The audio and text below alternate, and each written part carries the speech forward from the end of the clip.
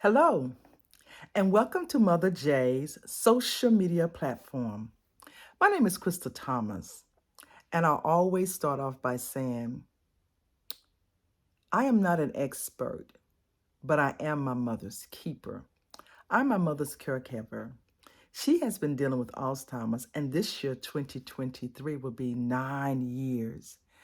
And I was thinking the other day, we had to do some traveling, and I had to put mom in respite because she has a problem with distance and she has a problem with traveling. Like I can take her from one place to the other because it'll be a 20-minute drive, and she'll make it sound like it's 8 to 10 hours. So I do understand what I can and cannot do.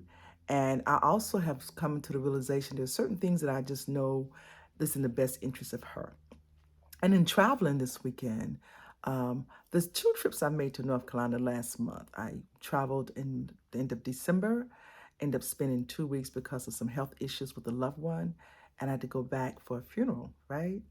And so I started thinking about, you know, I've been in North Carolina for the last 4 or 5 weeks. I've been there about 3 weeks.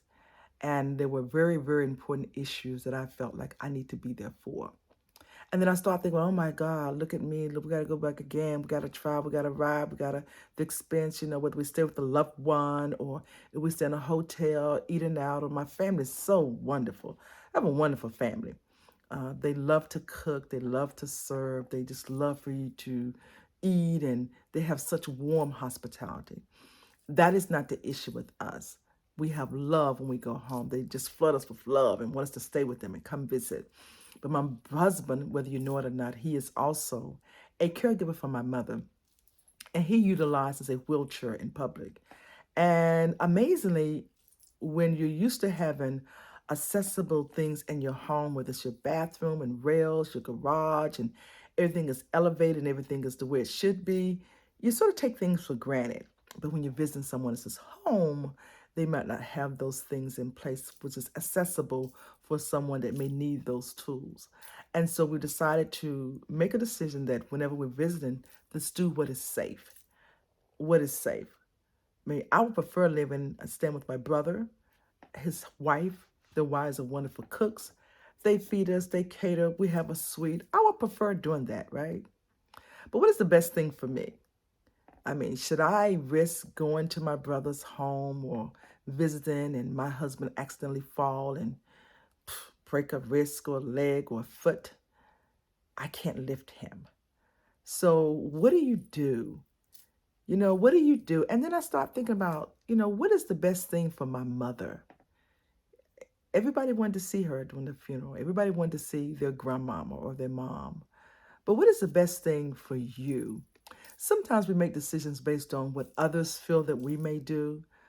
But when it's all said and done, what is the best thing for you and for your safety and for your loved one? What? I mean, when I think about it, if anything would happen to my husband, I could not lift him. He would have to go into rehab. That's why every time I make a decision, it's based on what is best for me as a caregiver. Yes, what is best for me.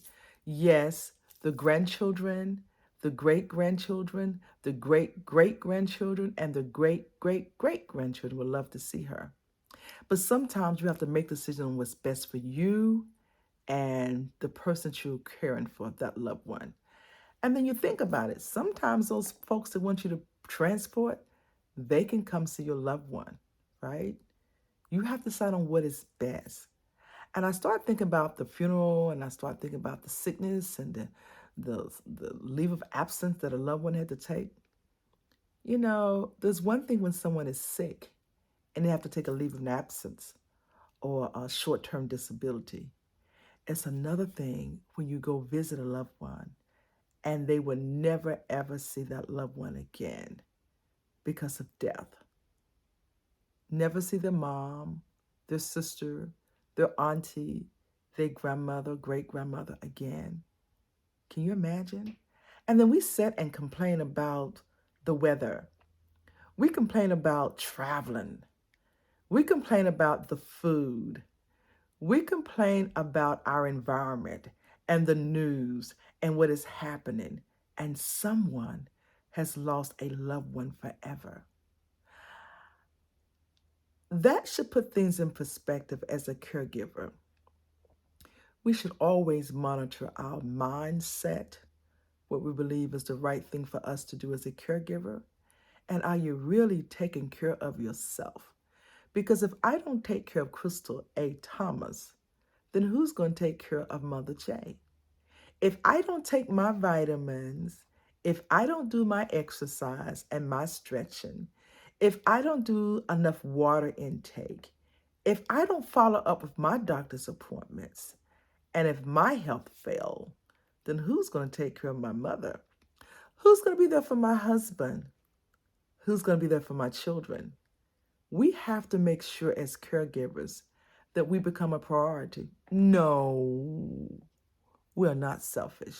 No, we're not self-centered. But let's make sure that we make the main thing the main thing. And you as a caregiver, you're the main thing. I know. We make sure that our loved ones with Alzheimer's and dementia, they don't miss appointment. They don't miss a neurologist appointment. They don't miss their primary appointments. They don't miss their physical therapy appointments. They don't miss their dental appointments, right? They don't miss the podiatrist appointments. They don't miss the eye doctor. Oh, we're going to make sure they have their appointments. But do we make sure that we see all of our appointments and our doctors? Do we make sure that we do that? I know I don't. I'm confessing. I'm guilty. I don't. I always miss my appointments. And that is not smart as a caregiver. That is not smart as an individual. If you want to be the best that you can be, then take care of yourself so that you will be around. You say, okay, Crystal, I don't have no help. I don't have anybody around. I know, I've been there before. Didn't have any help. Didn't have an in-home aid. Didn't have daycare. I know. Your mama, your dad knocking on your door midnight trying to get out the house. Oh, yeah, I've been there. But let's take time to put certain things in perspective. If you know you need help, call the local council on aging. Call your local Alzheimer's and dementia center. You will be amazed at the help and the resources that are there for you. Call the Alzheimer's Daycare Center.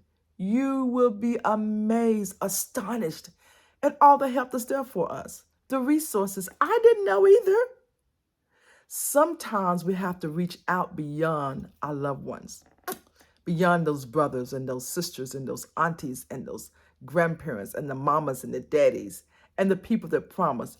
You have to do what you have to do. Y'all know my little saying, all you can do is all you can do, and all you can do is enough. Make sure and very sure that you're doing what you need to do for yourself as a caregiver. With that being said, I can't wait to have you see Mother J. As I always tell you, I am not an expert. I am a caregiver. I have over 4,000 videos that I am posting of my mother's journey. So my intention is to post every day, 2 or 3 times a day, just post a video. Y'all know what it's like. That's what your intentions are. But it doesn't work out that way. Something happens. So what I do is when I have an opportunity, I sit down and do multiple videos. Okay, I change tops. Just change the top, change the earring, just do the next one. Do what you can do while you can do it. And a lot of you have wonderful resources and wonderful information to share with people like me. I'm not an expert. I would love to hear the advice and recommendations for others that may be dealing with Alzheimer's or dementia as a caregiver. I would love to hear it. I would love to share it. So with that being said, have a beautiful week. Have a beautiful day. Don't let anybody steal your joy. Be happy. Be proud. Be grateful that we're able to see another day and that we're above the 6 feet. We're not underground. We're above 6 feet, right? Have a beautiful week. And with that being said, I can't wait to see you with Mother J on our next video. Goodbye and God bless.